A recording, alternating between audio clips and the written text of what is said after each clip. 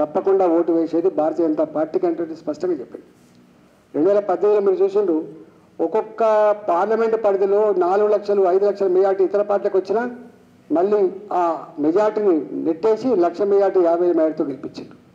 రేపు కూడా ఇవాళ రేపు వచ్చే ఎన్నికలు దేశ సమగ్రత, దేశ భద్రత, దేశ రక్షణ, దేశ పురోగతి,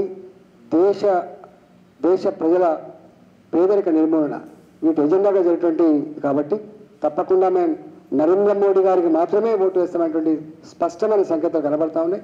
నేను ఒకటే ఈ సందర్భంగా ఇప్పుడు వచ్చినటువంటి తీర్పు మాత్రమే కాకుండా సంపూర్ణ తీర్పు దిశగా కార్యకర్తలు నాయకులు పురోగమించాలని చెప్పి నేను విజ్ఞప్తి చేస్తా ఉన్నా. తెలంగాణ ప్రజానికం కూడా ఇవాళ దేశంలో జరుగుతున్నటువంటి అభివృద్ధి కావచ్చు, దేశ గౌరవం కావచ్చు మనం ఆలోచించాలని చెప్పి నేను విజ్ఞప్తి చేస్తున్నా. ఇవాళ నేను ప్రకటించిన కాదు, స్వయంగా అసెంబ్లీలో మేమందరం ఉన్నాం. కేసీఆర్ రాష్ట్ర ముఖ్యమంత్రి ఉన్నాడే 2014 వరకు 2550 కిలోమీటర్ల నేషనల్ హైవేస్ ఉంటే ఇవాళ డబుల్ కంటే ఎక్కువ సాధించిన 10 ఏళ్ళని చెప్పాడు.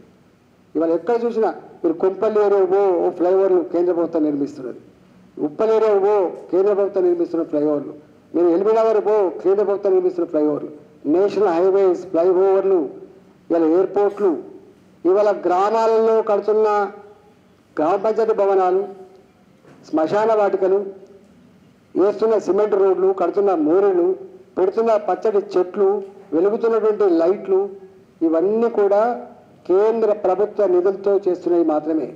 చివరికి గ్రామ పంచాయతీలు కావచ్చు, మున్సిపాలిటీలు కావచ్చు,